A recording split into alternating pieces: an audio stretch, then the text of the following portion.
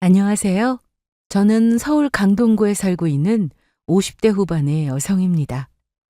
평소에 운동을 하면서 여기에 올라오는 사연을 듣는 게 저의 몇 안 되는 낙이라고 할 수 있었는데요. 가끔씩은 세상에 저런 인간들도 다 있구나, 저런 일도 있을 수가 있구나 하는 사연들도 제법 있었죠. 그러면서 한편으로는 나는 그래도 저런 사람들에 비하면 평범하게 사는 편이라는 생각도 자주 했었습니다. 그런데 그랬던 제가 여기에 사연을 보내게 되는 날도 오게 됐네요. 얼마 전 저는 살면서 상상조차 해본 적이 없었던 기가 막힌 일을 겪었습니다. 이렇게밖에 설명할 수가 없나 싶기도 하지만 막상 당해보니 기가 막히다는 표현 외에는 다른 말을 할 수가 없더라고요. 그건 이 집에 시집을 온 지 3년이 되어가는 저희 며느리에 관한 일인데요. 그 아이에게 저희 식구들 모두가 뒤통수를 제대로 맞아버렸거든요. 며느리는 평소에 아들과도 너무나 사이가 좋았고 저에게도 요즘 세상에 이런 애도 있구나 싶을 정도로 잘해주던 아이였어서 그 충격과 배신감이 더 컸던 것 같습니다. 지금은 모든 일이 다 정리되었고 아들도 마음을 어느 정도 추스른 것 같기는 하지만요. 그래도 아직까지는 그때 그 일만 생각하면 심장이 쿵쾅거리면서 호흡이 가빠질 정도로 혈압이 오르기는 합니다. 오늘은 저희 식구들 모두 깜빡 속이며 온 집안을 뒤집어지게 만든 그 사연을 여러분께 들려드릴까 합니다. 시집살이. 이 단어만 들으면 저는 할 말이 많아지고는 합니다. 옛 시절인 걸 감안하더라도 저는 시댁 식구들로부터 정말 말도 안 될 정도로 호되게 시집살이를 당했었거든요.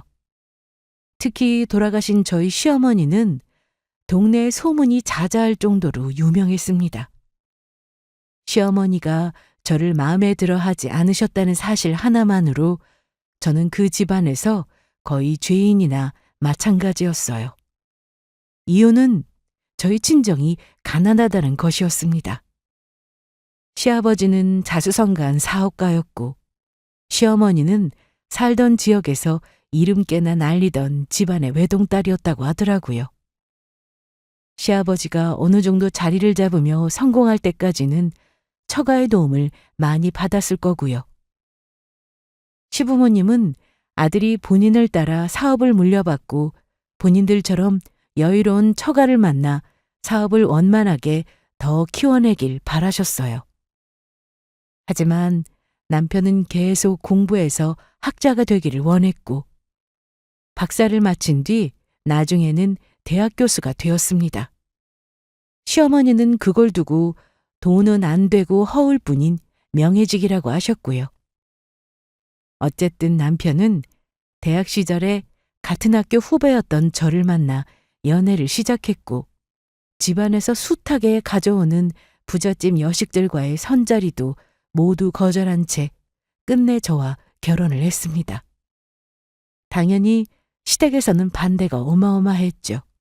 저도 전액 장학금을 받은 게 아니었다면 당장 공장에 들어가야 했을 정도로 집안이 가난했거든요. 그나마 저희 아버지가 아무리 가난해도 하나밖에 없는 딸 자식 공부는 시켜야겠다며 허락을 해주신 덕분에 대학을 갈 수 있었던 거고요. 그래도 학교를 졸업한 후에 저도 나름대로 성공한 여성이라고 할 수 있었습니다. 별 어려움 없이 사람들이 좋다고 하는 회사에 취업을 했고 밖에서는 인정도 받으면서 일을 했거든요. 그래도 시어머니의 분은 여전히 풀리지 않으셨나 봅니다. 저만 보면 아주 못 잡아먹어서 안달이 난 사람처럼 제 행동이나 말 한마디마다 역정을 내고는 하셨어요. 특히나 제가 견디기 힘들었던 것은 주로 식사 문제였습니다. 너는 어떻게 된 애가 시집 온 지가 언젠데 아직도 음식에 가나나를 제대로 못 맞춰? 죄송해요, 어머님. 입맛에 안 맞으세요? 국은 맑고 슴슴하게 끓이고 찌개는 깊은 맛이 나게 끓이라고 몇 번을 말했니? 네가 한번 먹어봐라. 이게 어디 사람 먹을 음식인지. 간을 한다고 했는데 제가 다시 끓여올게요. 이 집안에는 규칙 아닌 규칙이 있었습니다. 그건 아무리 바쁘더라도 모든 식구들이 한자리에 모여서 꼭 아침 식사를 해야 하고 그 아침은 반드시 며느리가 차려야 한다는 것이었어요. 그 며느리가 직장을 다니는지 아닌지는 전혀 고려할 사항이 아니었고요. 집에는 평소에 집안일을 해주시는 도우미 아주머니들이 2분이나 계셨지만 아침 식사만큼은 전혀 관여하지 않았습니다. 덕분에 저는 전날 늦게까지 야근을 하거나 아침에 아무리 바쁘더라도 새벽같이 일어나 1시간 넘게 아침 준비를 해야 했는데요. 문제는 저희 시어머니의 입맛을 맞추는 게 정말 보통 일이 아니었다는 것이었습니다. 솔직히 저는 음식 솜씨가 나쁜 편이 아니었어요. 오히려 어디 가서 식당을 차려도 되겠다며 맛있다는 소리를 종종 들을 정도였는데요. 하지만 시어머니 앞에서는 어림도 없는 이야기였죠. 시어머니는 거의 사나흘에 한 번꼴로 정말 혼이 쏙 나갈 정도로 야단을 치시고는 했습니다. 하지만 음식은 시작이었어요. 시집을 온 이후부터 마치 관객들에게 선을 보이는 연예인이라도 된 것처럼 시어머니는 사사건건 저에 대해 간섭을 하고 트집을 잡으셨어요. 옷 입은 것부터 시작해서 가방과 구두, 액세서리, 머리 모양, 화장하는 것에 이르기까지 전부 다요. 너 화장이 왜 그렇게 진하니? 머리 모양은 또 그게 뭐고? 아, 별로 진하지는 않은 것 같은데요. 시애미가 그렇다면 그런 줄 알지 어디서 버릇없게 따박따박 말대답이야?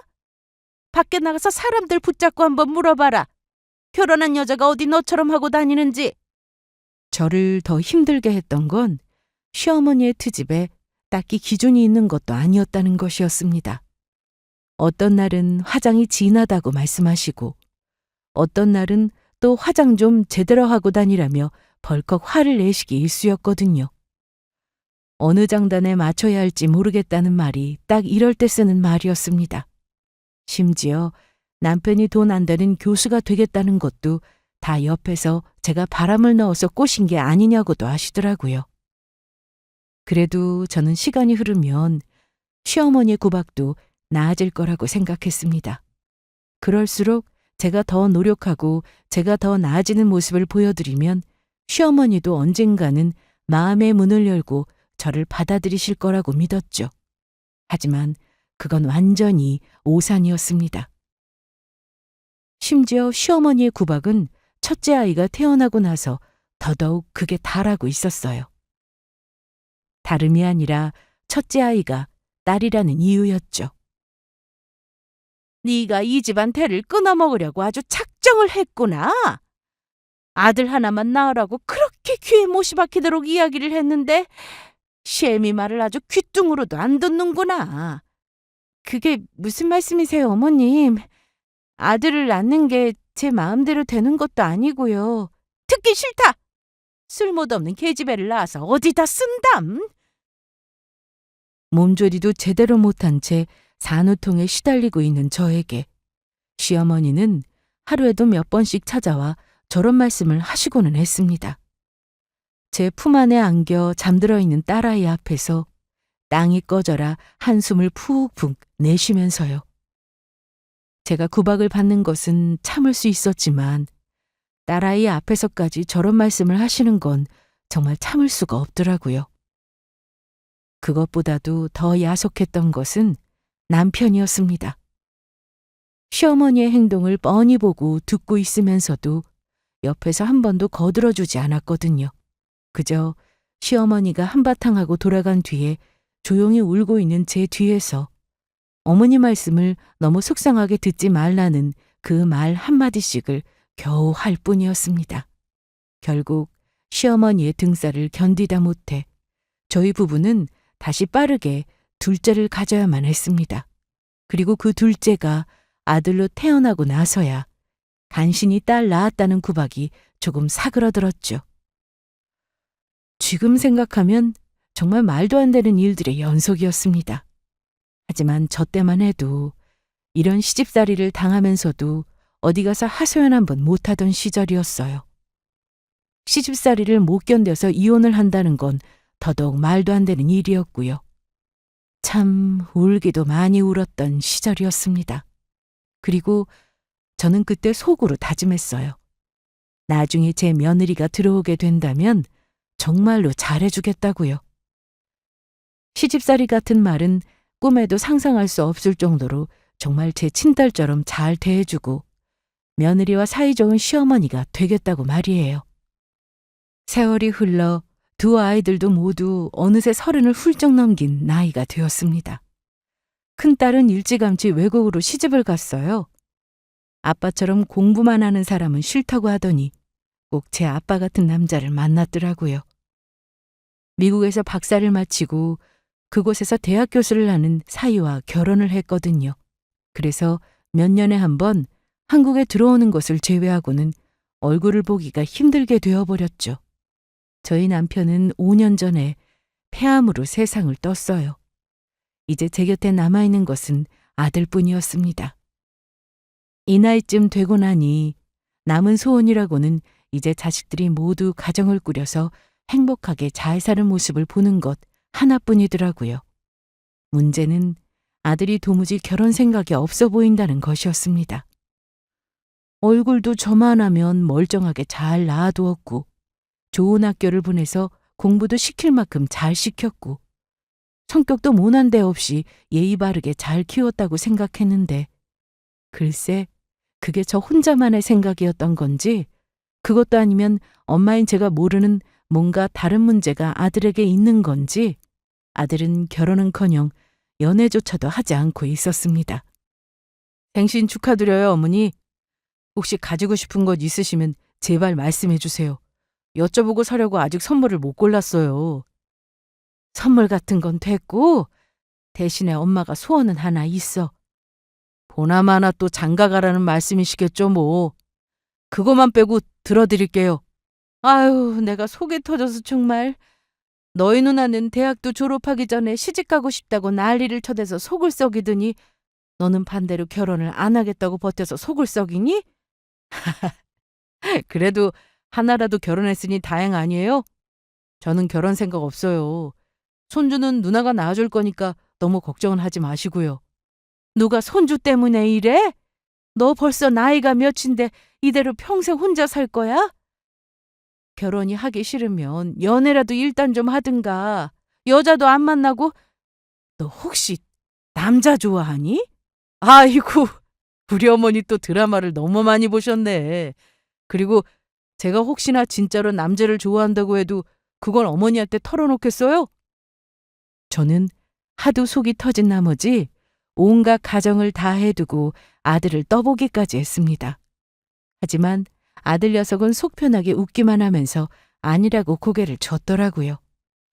30이 넘도록 지금까지 단 한 번도 여자를 만나는 걸 본 적이 없다고 하면 믿으시겠어요? 딸아이는 한창 때는 1년에도 2~3번씩 남자친구가 바뀌어서 저와 남편을 기절하게 만들었었는데 아들은 딱 그 정반대였습니다. 제가 이런 걱정을 하면 저희 친구들은 다 큰 아들 연애 걱정은 뭐하러 하냐며 웃기만 하더라고요. 제가 몰라서 그렇지 뒤로는 다 알아서 연애를 잘하고 있을 거라면서요. 정말 그런 거라면 다행이었지만 어쩐지 제 촉은 그렇지 않은 것 같았어요. 오죽 답답했으면 제가 용하다는 점집까지 찾아가서 아들이 혼자 살 팔자인지를 물어봤다니까요. 혼자 살 팔자는 아니야. 아유, 그래요? 그런데 뭐 굳이 결혼을 해야 되나 싶기는 하네. 배우자 운이 썩 좋지도 않거든. 아들이 결혼만 하면 소원이 없을 것 같은데. 큰 마음 먹고 찾아간 점집에서도 배우자 운이 나쁘다는 소리를 듣고 나니 정말 하늘이 무너지는 것 같더라고요. 제 입장에서는 아들이 혼자 사는데 이유 같은 이유가 있는 것도 아니었습니다. 그냥 결혼 생활이 본인과 맞지 않을 것 같다나 뭐라나요? 미국에 있는 딸에게 하소연을 했더니 때가 되면 알아서 가겠지 뭘 그렇게 재촉을 해대냐며 태평한 소리만 해댔습니다. 심지어 요즘은 혼자 사는 게 속 편하다는 소리까지 하더라고요. 그런데 결혼도 다 때가 있다는 말이 맞기는 맞았던 걸까요?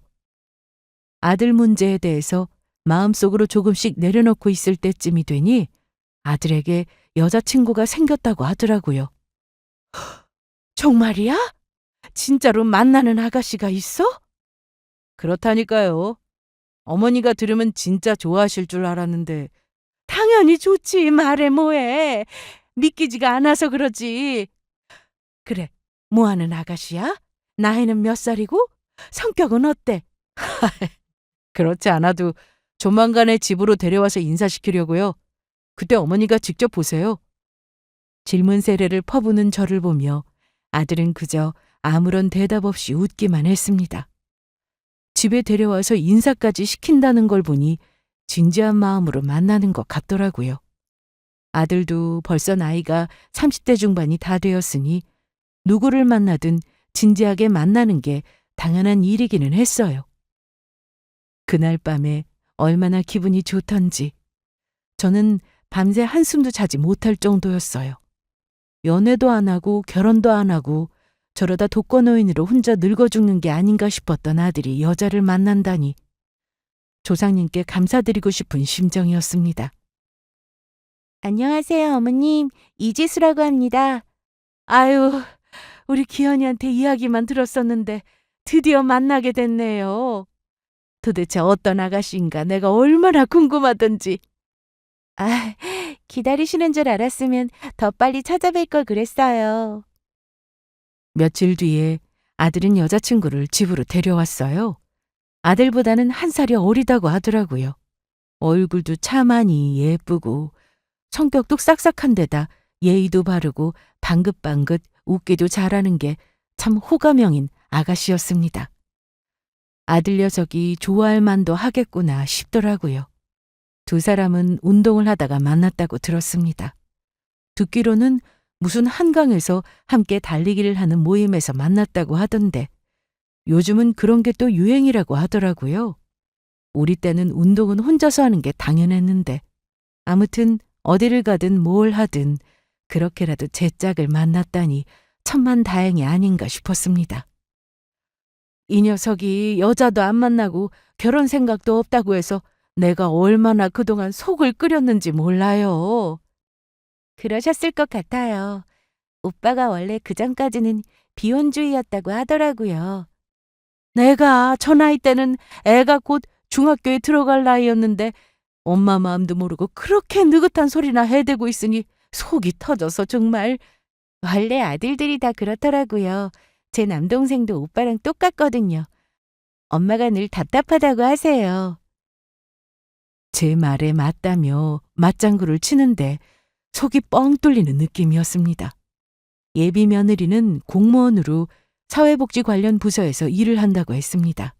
일을 하면서 매일같이 만나는 게 저와 비슷한 나이대의 사람들이라고 하더라고요. 그래서인지 제 말에 공감도 잘하고 거기다 눈치도 빨라서 무슨 말을 해도 찰떡처럼 잘 알아듣더라고요. 사실 제 주위에는 젊은 며느리와 도무지 대화가 통하지를 않는다며 답답해하는 친구들도 많았습니다. 대화가 안 통하는 정도면 다행이었어요. 무슨 말을 해도 뚱한 얼굴을 하고 있고 조금만 싫은 소리를 하면 아예 입을 다물어 버린다고 하더라고요. 아주 상전이 따로 없어서 오히려 본인들이 며느리 비위를 맞추고 있다고요. 그럴 때마다 저는 그런 며느리라도 있으면 소원이 없겠다며 타박을 하기는 했지만 그래도 내심은 정말 그런 며느리가 들어온다면 어떨까 하는 걱정을 하기도 했었습니다. 특히나 아들이 여자친구를 데려오겠다고 한 뒤부터는 더욱이요. 그런데 다행스럽게도 이렇게나 성격이 좋고 저와 대화도 잘 통하는 아가씨를 데려왔지 뭐예요? 반대할 이유가 없었죠. 굳이 꼽자면 딱 한 가지 눈에 조금 차지 않는 부분이 있기는 했습니다.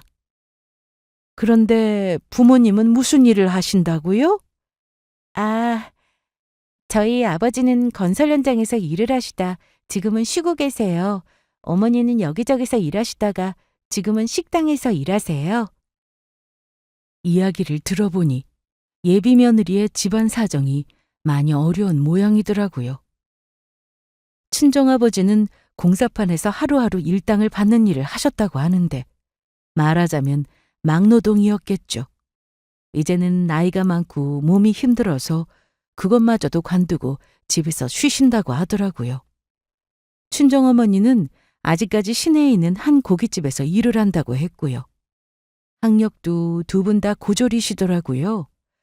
다른 친척들은 이 집안 사정을 듣더니 너무 차이가 나는 것 아니냐며 기겁을 하더군요. 하지만 저는 그게 뭐 큰 문제가 있으랴 싶었습니다. 저도 못 사는 집안의 딸이었으니까요. 집이 가난하다고 반대한다면 저희 시어머니와 다를 게 뭐가 있겠나 싶더라고요. 거기다 우리 집 형편이 처가에 기대야 할 정도로 어려운 것도 아니었고요. 저는 흔쾌히 이 결혼을 허락했습니다. 둘 다 나이도 있는데 결혼식을 더 미룰 이유가 없었습니다. 마음만 맞는다면 최대한 빨리 식을 진행하라고 말했죠. 두 사람은 최대한 빠른 식장을 잡아서 얼마 후에 결혼을 했습니다. 예상했던 대로 사돈댁에서는 미안하지만 도와줄 수 있는 돈이 한 푼도 없다고 하더라고요. 예비 며느리도 박봉인 공무원인지라 모아둔 돈이 그리 많지 않았고요. 저는 아들에게 혹여라도 돈 문제 때문에 얼굴 붉힐 일은 만들지 말고 우리 쪽에서 해결하자고 말을 했습니다. 아들에게는 이미 결혼 전에 돈을 모아서 사두었던 작은 아파트 한 채가 있었습니다. 조금 오래되긴 했어도 그 정도면 신혼집으로 삼아 출발하기 딱 좋았죠. 그 밖에 결혼식에 드는 다른 비용들과 큰 돈이 드는 가전이나 가구들은 모두 제가 도와주었습니다. 예비 며느리에게도 부담 갖지 말고 할 수 있는 만큼만 해오면 된다고 말했고요. 고마워하는 며느리에게 저는 당부했습니다. 나는 다른 건 아무것도 바라는 게 없다. 앞으로 너희 둘에서 서로 아껴주면서 다투지 말고 행복하게 잘 사면 그걸로 된 거야. 감사해요, 어머님. 제가 앞으로 정말 잘할게요. 어이구, 말만 들어도 내가 더 고맙구나. 앞으로 잘하겠다는 그 말처럼 시집온 며느리는 정말로 저에게 참 잘했습니다. 아들에게 잘하는 건 말할 필요도 없었고요. 거의 매일 저에게 안부 전화를 하다시피 해서 제가 어떻게 지내는지 오늘 하루는 무슨 일이 있었는지를 종알종알 읊기도 했고요. 주말에는 불쑥 찾아와 함께 나들이를 가자며 제 팔짱을 끼고 나서기도 했습니다. 어머님, 여기 근처에 TV에 나오는 맛집 생긴 거 아세요? 어? 이 동네에 그런 게 있어? 저기 마트 쪽 사거리 앞에요. 아까 오다가 봤는데 줄을 얼마나 길게 섰는지 몰라요. 인터넷에 찾아보니까 방송에 나오고 나서 유명해졌다는데 저희도 한번 가봐야 하지 않겠어요? 아이고, 줄까지 서야 한다며. 나는 됐고 그냥 기현이랑 너희 둘이나 다녀와라. 에이, 줄은 그 사람이 서겠대요. 어머님이랑 저는 여기서 쉬다가 전화하면 나오라고 하던데요. 가실 거죠, 어머님? 네? 하도 팔짱을 끼고 다정하게 다녀서 그런지 밖에서 저희를 본 사람들은 엄마랑 딸이 사이가 너무 좋아 보인다며 부럽다고까지 하더라고요. 그것도 한두 번이 아니었습니다. 그럴 때마다 며느리는 오히려 능청스럽게 저를 꼬아 껴안고는 엄마랑 모처럼 데이트하러 나왔어요 라고 대답하고는 했고요. 그런 소리를 하도 듣다 보니 저도 나중에는 며느리가 정말 딸처럼 느껴지더라고요. 친딸은 멀리 있어서 잘 볼 수도 없고 아들은 무뚝뚝한 성격이라 이런 재미는 느껴보지 못했었는데 말년에 내가 무슨 복이 있어서 이런 호사를 다 누리나 싶을 정도였습니다. 시간이 흐르면서 가까이에서 지켜본 며느리는 첫인상과 마찬가지로 여전히 흠잡을 데 없이 괜찮은 아이였습니다. 다만 딱 한 가지, 어렵게 자라서 그런지 평소에 돈에 예민하고 돈 욕심이 많더라고요. 조그만 깊이 대화를 나눠보면 느낄 수 있었지만 며느리의 관심사는 항상 돈과 좋은 아파트, 좋은 차, 부수입, 재테크 같은 것들이었습니다. 밖에 나가서 어디를 놀러 가더라도 할인 쿠폰에 적립, 포인트 같은 것들을 악착같이 챙겨댔고요. 심지어 어느 날 하루는 깜빡 잊고 커피 매장에서 적립을 못했다며 15분이나 걸리는 길을 되돌아오기까지 했습니다. 요즘은 다들 투잡 쓰리잡 뛰면서 돈도 잘 모으더라고요. 저도 이럴 줄 알았으면 공무원 말고 다른 걸 할 걸 그랬어요. 대신에 너는 나중에 연금이 나오지 않니? 투잡도 체력 좋은 사람이나 하는 거지. 너처럼 몸 약한 애들이 하다가는 병 난다. 며느리는 관심이 많은 것에 비해 정작 공무원 신분이라 다른 일을 구할 방도가 없다며 늘 아쉬워하고는 했어요. 제가 옆에서 지켜봤던 바로는 애가 딱히 사치를 하는 것도 아니고 무력이 많은 것도 아니었는데 왜 저렇게까지 돈에 목을 매는지 모르겠더라고요. 아들이 벌어다주는 돈이 부족한 건가 싶기도 했고요. 그래도 낭비벽보다는 차라리 돈 욕심에 알뜰하게 사는 게 낫겠다 싶은 생각도 들었죠. 그런데 최근에 들어서는 화제가 조금 바뀌어갔습니다. 그건 손주의 조기 유학에 관한 이야기였어요. 1년 전에 아들 내외는 귀여운 딸을 얻었거든요. 손녀딸은 눈에 넣어도 아프지 않을 정도로 예쁜 아이였습니다. 손주를 보고 나니 비로소 제 인생의 행복도 모두 다 완성이 된 것 같은 느낌마저 들더라고요.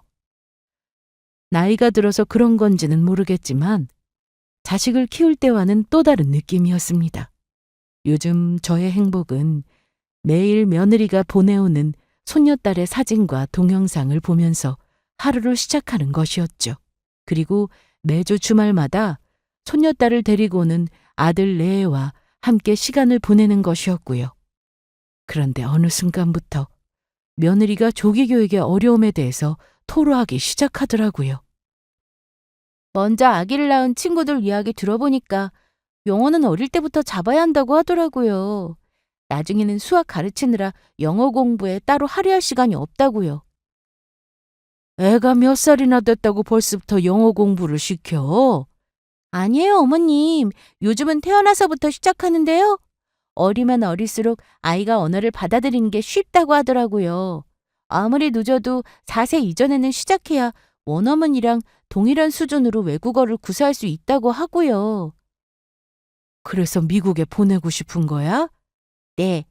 형님도 미국에 계시잖아요. 너무 부러워 죽겠어요. 조카들은 자연스럽게 영어를 잘할 거 아니에요? 말하는 걸 들어보니 아무래도 단 1, 2년이라도 미국에 꼭 가고 싶은 모양이었습니다. 하긴 저도 잘 사는 친구들에게서 며느리들이 손주들 조기 유학을 보내야 한다며 벌써부터 난리라는 한탄을 듣기는 했었어요. 그런데 그게 제 이야기가 될 줄은 몰랐죠. 하지만 아들 내외의 벌이로는 미국 유학은 어림도 없었습니다. 결론적으로는 제가 도와줘야만 가능한 일이었죠. 친구들에게 이야기를 했더니 그렇게 가고 싶다고 난리면 그냥 도와주라고 하더라고요.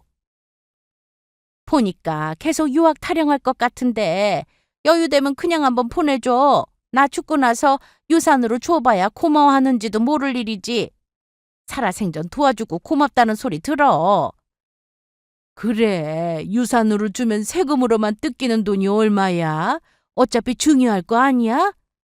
그러게, 내 며느리 같으면 괘씸해서라도 안 줄 텐데 너희 집 며느리는 너한테 그렇게 잘한다며? 친구들의 말도 일리가 있기는 하더라고요. 벌써 몇 달째 조기 유학 타령을 하는 걸 보니 지금은 며느리기에 다른 이야기가 눈에 들어오지 않는 것 같았습니다.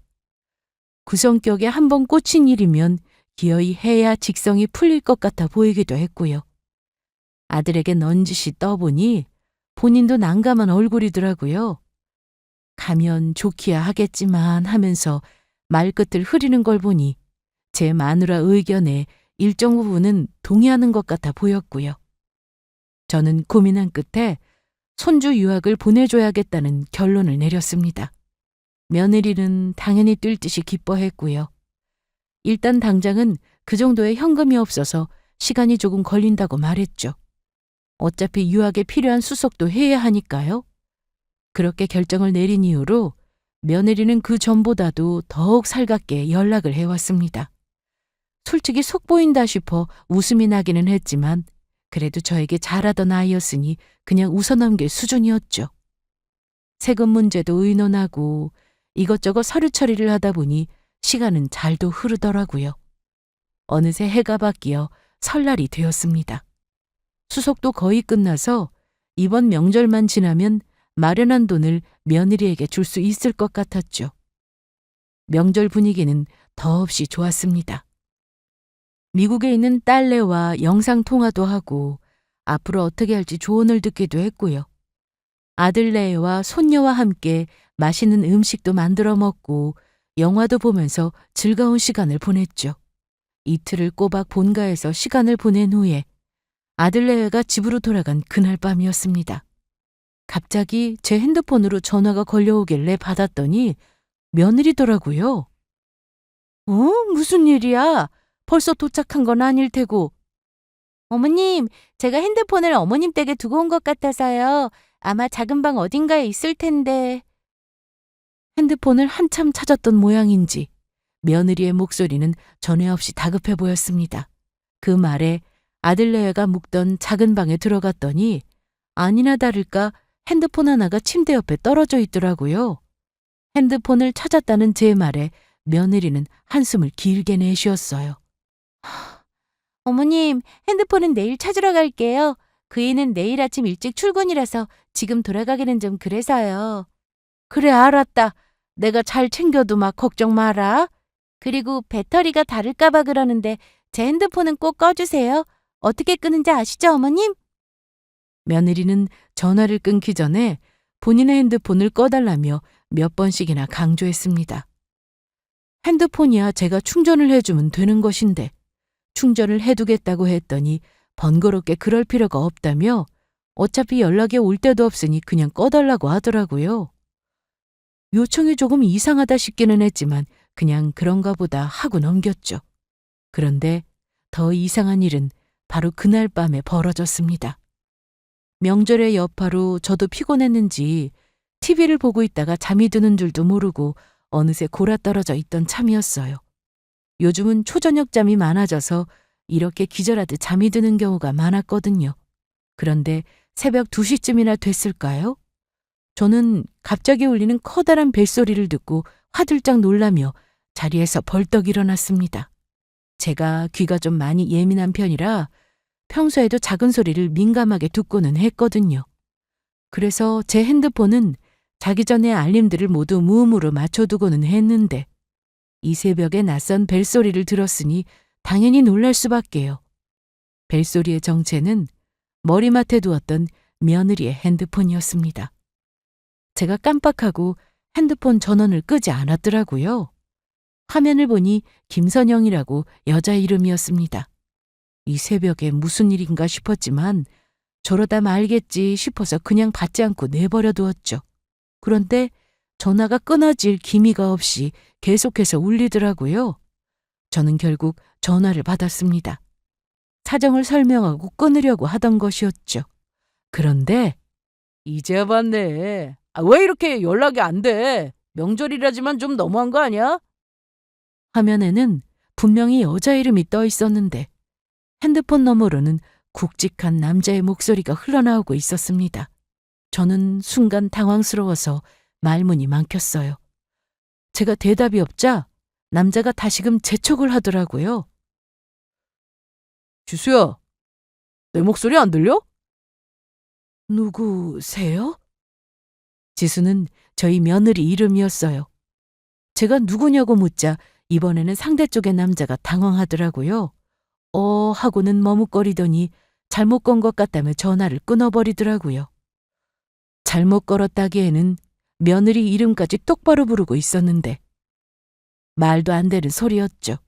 저는 그날 밤 거의 뜬 눈으로 새벽을 보냈습니다. 아무래도 느낌이 이상했거든요. 이튿날 아침 9시도 되기 전에 며느리가 혼자 택시를 잡아 타고 저희 집으로 돌아왔습니다. 아들은 출근을 했다고 하더라고요. 핸드폰 때문에 이렇게 일찍 온 거니? 네? 네. 아무래도 핸드폰 없으니까 너무 불편해서요. 제가 정신이 이렇게 없더라고요. 어제는 집이 거의 다 와가서 알았어요. 확실히 다급해 보이기는 하더라고요. 이 시간에 벌써 여기까지 온 걸 보면 말이에요. 제가 꺼둔 핸드폰을 얼른 주머니에 집어넣으려는 며느리에게 저는 침착하게 물었습니다. 그런데 선영이가 누구니? 네? 선영이라고 전화 왔더라고. 그런데 받으니까 남자 목소리던데? 저는 그 순간 며느리의 얼굴이 확연히 굳는 걸 보았습니다. 하지만 순간적으로 눈까지 커졌던 것도 잠시. 며느리는 곧 웃으면서 아무렇지도 않게 대답하더라고요. 선영이 제 친구예요. 걔 남편도 저랑 친구라서요. 명절이라고 선영이 폰으로 같이 안부 전화했었나 보네요. 그러니? 내가 어제 깜빡하고 전화를 안 껐지 뭐야. 받았더니 웬 남자 목소리인가 싶어서. 어머, 어머님 주무시는데 깜짝 놀라셨겠어요. 그럴까봐 제가 핸드폰 꺼달라고 말씀드렸던 건데. 며느리는 마치 이런 상황까지 다 예상을 했다는 듯 천연덕스럽게 말했습니다. 그리고는 모처럼 아침 일찍 만났으니 근처 식당에 나가서 함께 브런치라도 먹자며 제 옆을 파고들더라고요. 그렇게 화제는 곧 자연스럽게 브런치 메뉴로 넘어갔고요. 하지만 저는 내내 찜찜하던 기분을 지울 수가 없었습니다. 깊은 고민 끝에 결국 친구를 통해 소개를 받은 심부름센터에 며느리의 뒷조사를 맡겼어요. 뒷조사를 맡기면서도 이게 정말 맞는 건가 싶은 생각과 함께 아무것도 모르고 있을 며느리에게는 미안한 마음까지 들더라고요. 하지만 소개를 해준 친구의 말을 듣고는 마음을 굳게 먹었습니다. 만약 내 생각이 사실이 아니더라도 일단 의심이 든 이상은 아니라는 증거가 필요하다고요. 제 친구도 딱 1년 전에 심부름센터를 이용해 지금은 이혼한 전 남편의 상간녀를 잡아내게 되었거든요. 저를 포함한 친구 몇 명만이 알고 있는 사실이었죠. 그때도 참 충격적이었는데 불과 1년도 지나지 않아서 제가 이런 상황에 놓이게 될 줄은 꿈에도 몰랐죠. 그리고 정확히 2주 뒤 다시 심부름센터에 방문한 저는 믿고 싶지 않은 엄청난 진실을 알게 되었습니다. 의뢰인분이 예상하시던 대로 이지수 씨는 전화를 걸어왔던 그 남자와 깊은 관계인 것으로 보입니다. 그리고 그 상대방은 남편인 장기현 씨를 만나기 직전에 만났던 전 남자친구입니다. 뭐라고요? 이쪽이 전 남자친구인 박명훈 씨 사진입니다. 두 사람은 2년간의 교제를 해오다가 박명훈 씨의 사업이 망하면서 헤어지게 되었고 그 후에 이지수 씨는 아드님과 만나서 결혼을 했습니다. 하지만 결혼 후에 다시 박명훈 씨와 연락이 닿아서 몰래 만나고 있었고요. 심부름센터 직원이 보여준 증거들은 누가 봐도 확실할 정도였습니다. 다정하게 안고 데이트를 하고 있는 사진부터 시작해서 일정이 있다며 거짓말을 하고 단둘이 미래를 즐기고 있는 사진들도 넘쳐났죠. 심지어 손녀딸을 데리고 셋이서 만난 사진도 있더라고요. 그걸 보자마자 저는 구역질이 날 것 같아 한참이나 가슴을 두드려야만 했습니다. 전 남자친구와는 이미 주말부부처럼 주기적으로 만나고 있는 사이더군요. 아드님과 이혼할 계획도 이미 세운 것으로 보이고요.